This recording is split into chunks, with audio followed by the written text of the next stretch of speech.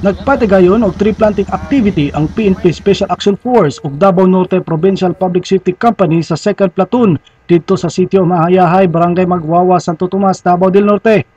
Conduct tayo ng tree planting in coordination with the DNR, with the participation of Senro and Penro of the province. And for now, our target is 750 seedlings ang matanim namin. Ilang gihurot sa pagtanom ang 700 ka similya sa mahogany ug 200 ka similya sa rubber.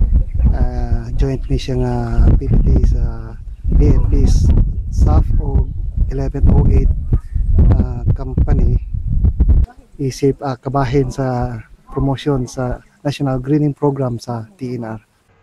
Gikan dinhi sa Magwawa, Santo Tomas, Davao del Norte, Makoy Mallorca, Patrol ng Pilipino.